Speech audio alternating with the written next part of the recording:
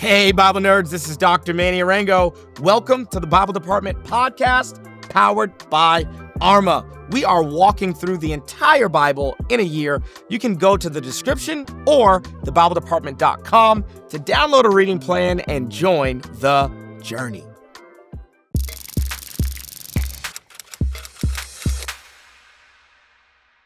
Family, welcome to day 274 here on the Bible Department podcast. I'm your host, Dr. Manny Arango, and I hope that you've already done the reading for today.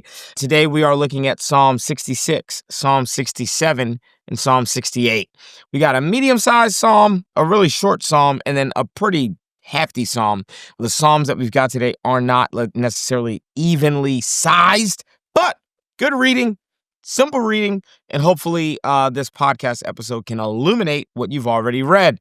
Now, if you haven't done the reading for the day, then I'm going to strongly encourage you to stop this video, pause the audio, go do the reading. This podcast is not designed to substitute for your daily Bible reading. Actually, it's designed to supplement your daily Bible reading. So let's dive in. Like every day, I'm going to give you as much context as I can in the form of a context clue. And I'll try to give you a context clue for each psalm. And then I'm going to dive into some nerdy nuggets. And then we are going to always leave the episode off with a timeless truth. And today is no different. I'm really excited about the timeless truth for today. I'm going to try to not steal my own thunder, but the timeless truth for today is really, really, really good. All right, let's dive into Psalm 66, 67, and 68. Let's look at context. Number one, Psalm 66 is a psalm of individual thanksgiving. I guess also let me say right here up at the top of our section on context clues that we've kind of gotten into a rhythm, especially the last couple of days, maybe even the last week, of having a heading that gives us a real solid kind of understanding of the context of what's going on in David's life. So we've been flipping back to 1 Samuel a lot in the last couple of days. Today, we don't get any of that, okay? So today's heading for Psalm 66 is kind of like back to the simple stuff that we've dealt with for a long time. So for the director of music, a song, a psalm. That's it. That's all we got. Now, what I can tell you is that this is a psalm of individual thanksgiving, and where we don't have a ton of context clues, we're definitely going to have a lot of nerdy nuggets, all right? So this is a psalm of individual thanksgiving, a psalm of praise, psalm of individual praise. Next, Psalm 67, really short psalm. This is actually a priestly psalm, and we're going to dive into what that means a little later in the episode when we get to our nerdy nuggets. But for right now, you can know that this is a priestly psalm. This would be a psalm that really celebrates Israel's role as a nation of priests for the other nations of the earth. This psalm is an Abrahamic blessing psalm. And lastly, this would be a harvest psalm. So we can see right here in Psalm 67, verse 6, the land yields its harvest. God, our God, blesses us. So this is most likely a harvest psalm, but more importantly, it's a priestly psalm. And when we get into our nerdy nuggets, I'll explain exactly why it's a priestly psalm. But we're going to get one big clue that it's a priestly psalm, and that is the fact that we're going to get the Aaronic blessing right here at the top of the psalm in verse 1. It says, "May God be gracious to us and bless us and make his face shine upon us." Now, if you remember Numbers chapter 6, verse 25, we get Aaron's blessing. And so Aaron's blessing is going to get quoted here at the top of Psalm 67. And who is Aaron? Well, he's the great high priest. So it's a priestly psalm. We're going to dive into more of what that means. Okay, Psalm 68. Now, this is not explicit, okay? We don't have a heading that gives us this information. Actually, all we get is this. For the director of music of David, okay? This is the first psalm of David that we're going to have today. Okay, Psalm 66 and Psalm 67 are not psalms of David, but Psalm 68 is a psalm of David. Okay, for the director of music of David, a psalm, a song. So a lot of people smarter than me, okay, believe that Psalm 68 actually also has context.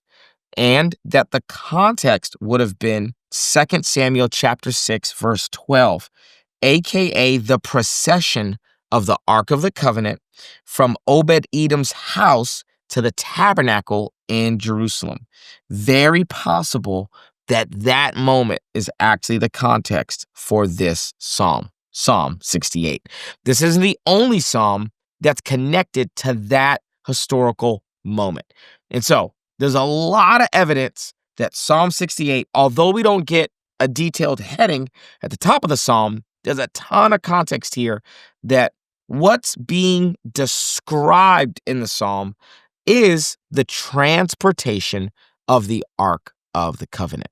And remember, this is a moment, the whole reason that the Ark of the Covenant is at Obed-Edom's house is because they had tried to move it with a cart, which was in the incorrect way to move it. And Obed-Edom's house is blessed because the freaking Ark of the Covenant's there. I mean, the whole manifest glory and power and presence of Yahweh is chilling at Obed-Edom's house. And finally, David learns the right way to transport the Ark of the Covenant, which is on poles because you have to bear the weight of it.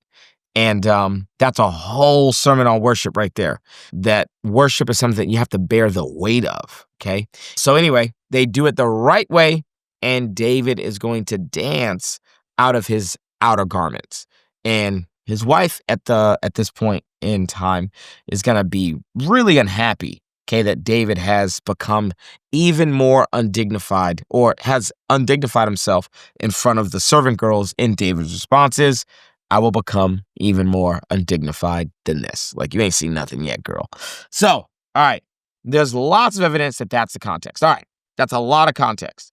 Psalm 66, Psalm of individual thanksgiving. Psalm 67, this is a priestly psalm or a harvest psalm.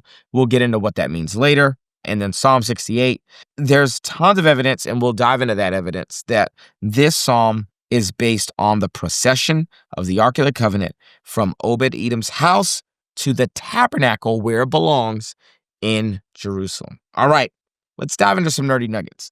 Let's look at Psalm 66. I'm going to try to at least give you one nerdy nugget per psalm. Let's start with Psalm 66. The first thing that I want us to see is that this is going to be a theme throughout the Psalms, but this is definitely a theme here, and this could almost be even a timeless truth for the day, is that the presence of God demands and deserves a physical expression of praise, okay? I remember when I was first a youth pastor, the young people used to tell me, like, I worship God in my own way, and you quickly begin to realize that just means they don't feel comfortable lifting their hands, or they don't feel comfortable singing out songs.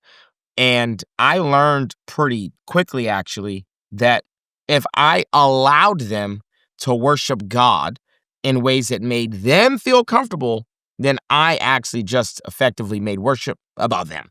And worship is literally about God.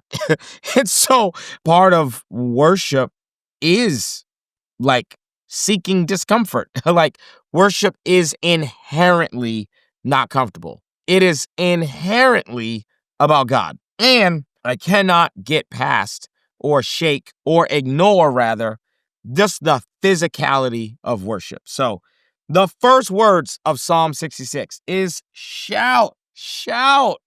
I don't think we get to just decide, yeah, based on my personality type, worship is quiet. No, like, it says shout. So worship's not a personality type.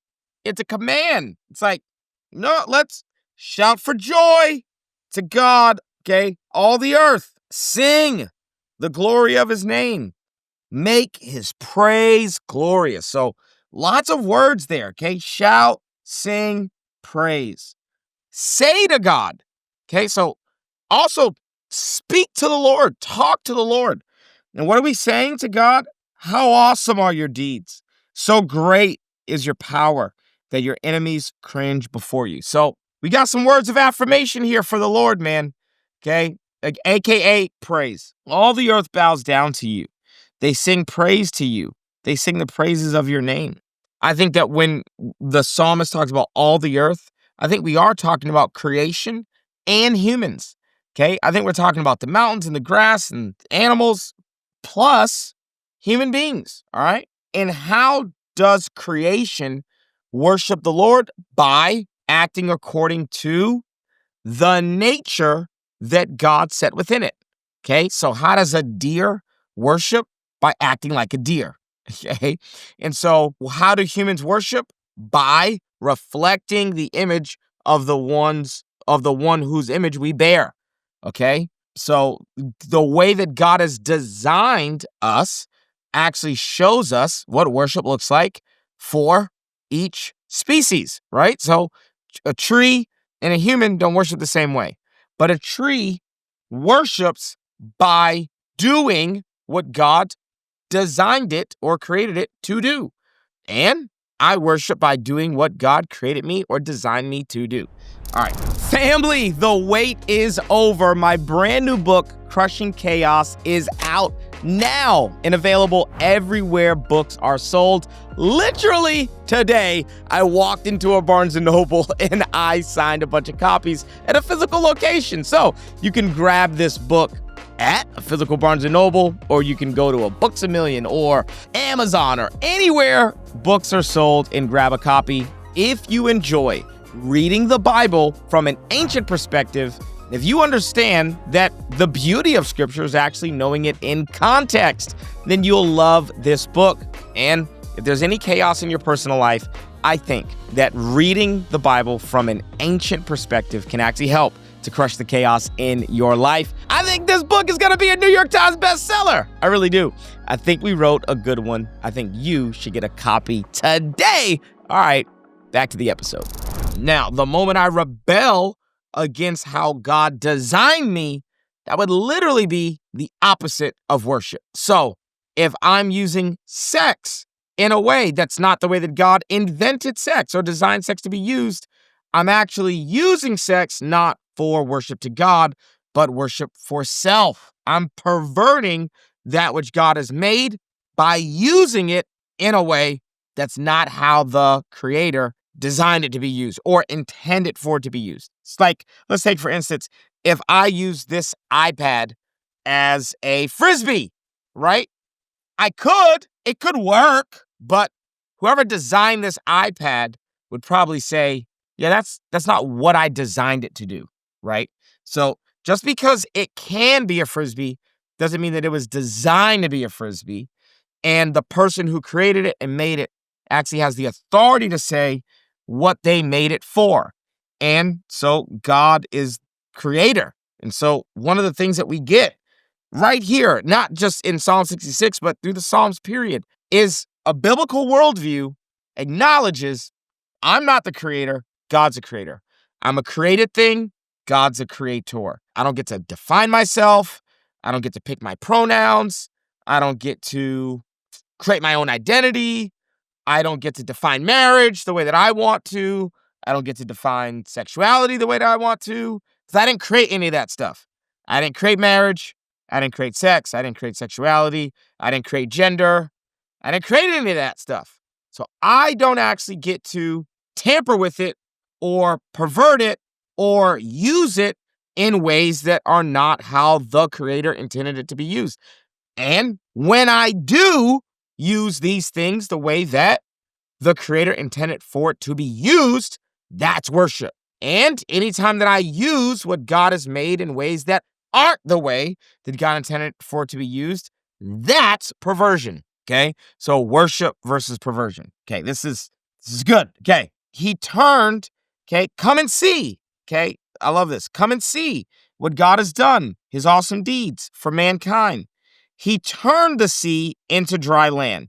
They passed through the waters on foot. Come, let us rejoice in him. So this is the story of the Red Sea. Okay, so come and see. Okay, and now we get, come, let us rejoice. And then there's a lot of praise. Okay, and then in verse 13, everything shifts. And it goes from we, us, to I will come to your temple with burnt offerings and fulfill my vows to you. I love this one. Verse 14, vows my lips promised and my mouth spoke when I was in trouble. Come on.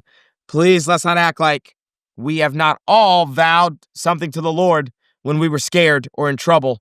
And then once the coast is clear, and God rescued us, you kind of reneged on the vow, right? That's happened to me on a roller coaster, actually. I said, Lord, if I was so scared on this roller coaster, I was like, God, if you get me off this thing, I promise. Not only will I break up with this heathen girlfriend that you don't want me to be dating, and not only will I confess, that I was watching pornography, and oh God, I'll do anything. I'll do anything. Just please. I'm scared. Come on, don't act like I'm the only one. Okay, who's ever been scared, and then you start vowing things to the Lord, and so David is not David. Sorry, the psalmist in Psalm 66 is like, hey, I am actually going to fulfill the vows I made to the Lord when I was in trouble. I will sacrifice fat animals to you, and an offering of rams I will offer bulls and goats. Come and hear. Now we're at come and hear.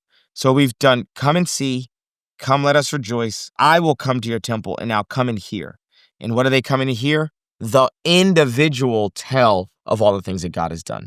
So the fascinating thing is that this psalm of individual thanksgiving actually starts with corporate praise. And man, isn't that a good model for church? I hope that corporate worship and corporate praise really does inspire you towards individual thanksgiving. And there are always moments during worship where I begin to sing my own song to the Lord. We're singing as a congregation and we're all singing the same lyrics, but then corporate praise turns into individual thanksgiving. I actually think that's good. We have a model for it here in Psalm 66. Come and hear, all you who fear God. Let me tell you what he has done for me, which means testifying of the goodness of God is also praise. So we see this in verse 3. Say to God, how awesome are your deeds? So telling God about how awesome he is praise, but then telling others about how awesome God is also praise. Okay? I cried out to him with my mouth. His praise was on my tongue. If I had cherished sin in my heart, the Lord would not have listened. And I highlighted that because there's a big difference between committing sinful acts and cherishing sin in my heart. Woo! And there's a difference between, man, I slipped up. Man, I acted in a way I didn't want to act, and I'm hiding sin. I'm cherishing sin in my heart. Like, yeah, I will not give this up. I will keep sinning in this way as long as possible. I'm cherishing it in my heart. Okay, that's a lot of nerdy nuggets from Psalm 66. All right, Psalm 67. Now, Psalm 67, verse 4, may the nations be glad and sing for joy, for you rule the peoples with equity and guide the nations of the earth. Okay, so what was the Abrahamic covenant? It was that God would bless Abraham so that Abraham, through his descendants, could be a blessing to the nations. Okay, that was always the goal. God's goal was always to get it to them so that he could get it through them. That was God's plan. To bless Israel so that Israel could be this beacon of light and hope so that the nations could be blessed. Okay, and so that's actually what happens in the person of Jesus. God's plan was never monoethnic or ethnocentric, okay? God's plan was never, the people of Israel are just so special, I'm going to bless them and only them. No, it was always, I'm going to get it to the people of Israel so I can get it through them. And so in the same way that Aaron the priest is supposed to reflect the blessing of Yahweh to the people are supposed to be a nation of priests for the world.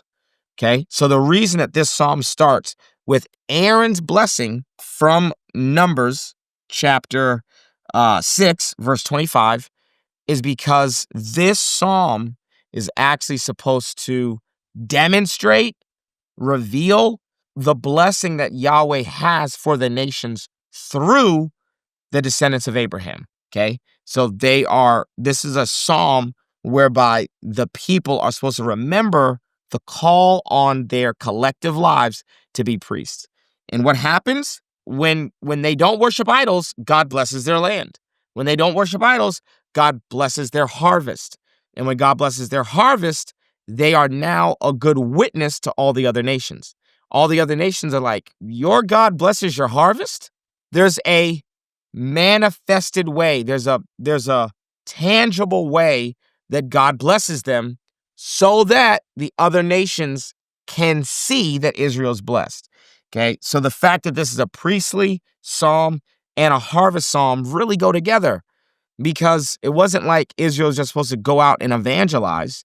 It's just they're supposed to be blessed. And they're supposed to be so blessed that it would cause the nations to ask, how are you so blessed? And their answer's supposed to be, oh, because we worship Yahweh. We're blessed because we worship Yahweh. And that was like Yahweh's whole plan. But what happens? Instead of the people doing that, they want to be like the nations that they're supposed to lead. And by being like the nations and worshiping the idols of the nations, they experience drought. And so the reason that the nations, those secular nations' blood is on Israel's hands is because Israel was called to have an allegiance to Yahweh so they could be blessed, so they could be a good witness.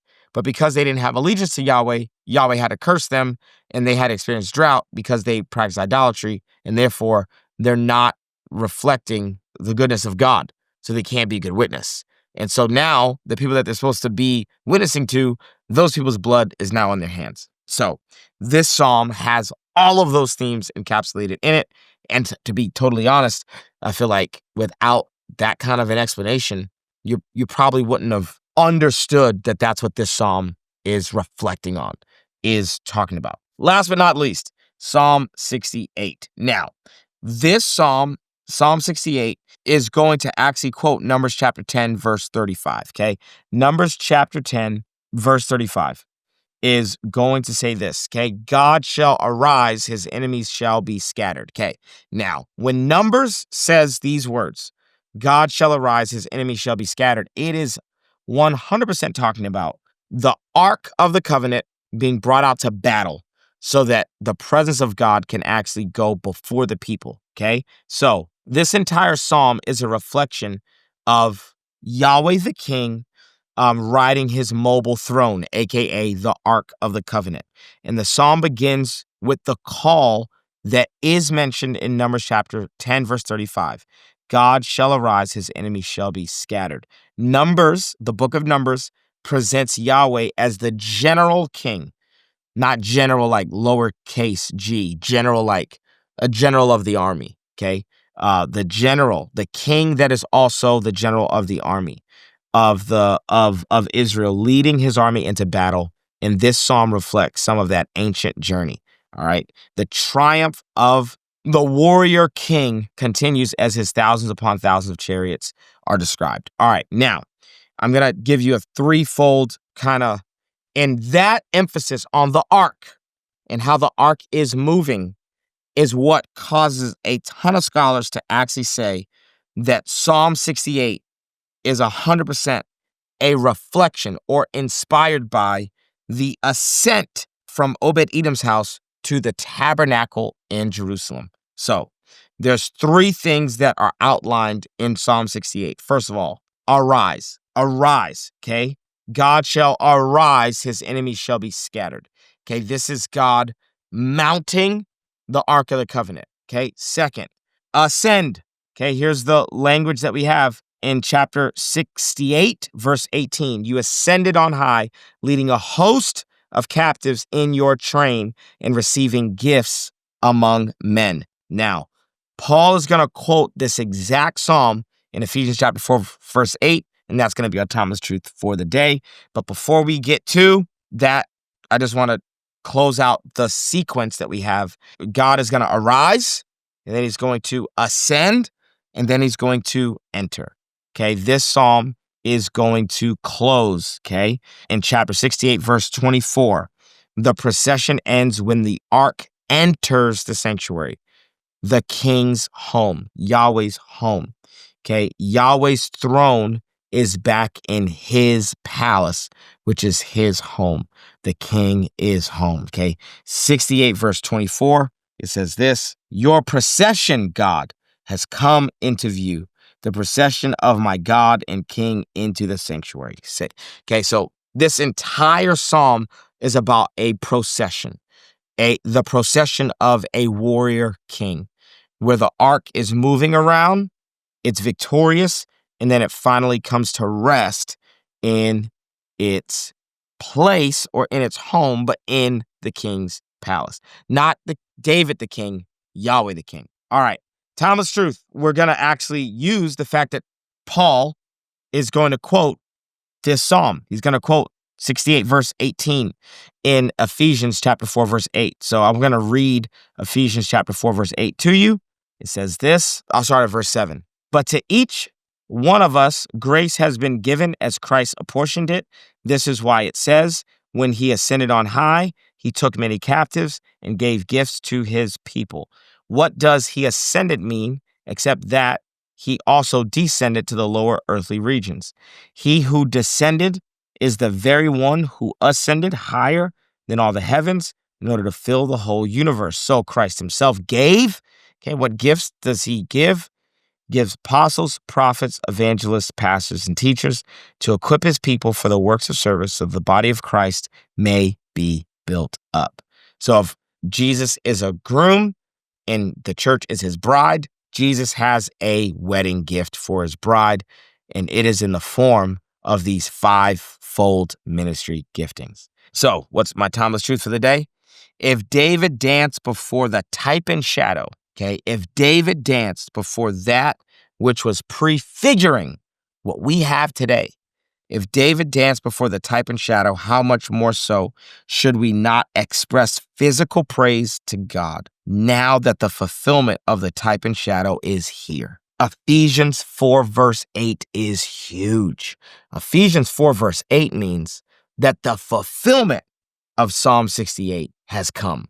And if David could dance in front of the type in the shadow, how much more should we acknowledge the Holy Spirit of God? I'll read it this way. In Psalm 68, the Spirit of Yahweh enters Old Jerusalem and ascends to rest and rule in the tabernacle. In Ephesians, the Spirit of Yahweh enters the New Jerusalem and ascends to rest and rule in the new temple. In the new covenant, in the New Jerusalem, and the new temple are one and the same. What is it? The church, the body and the bride of Christ. David danced and rejoiced to see the presence of God in a tent. Yet every day of our walk with Christ, we know something far greater than David, the presence of God in these temples of the Holy Spirit and the presence of God in the churches that we are a part of week in and week out. If David danced before the Ark of the Covenant, how much more should we bring physical praise, shouts of praise, songs of praise, dances of praise, exuberant praise before God who has fulfilled everything that Psalm 68 was pointing to?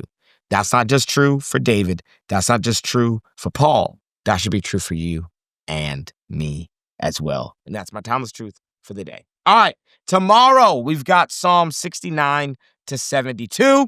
We've got a good amount of Psalms to study tomorrow. I'm so excited. If you're on a streak, Dr. Manny is proud of you. If you're not on a streak, let's get it together. All right, I'll see you right here tomorrow as we continue our journey through the Psalms. I love you so much. Peace.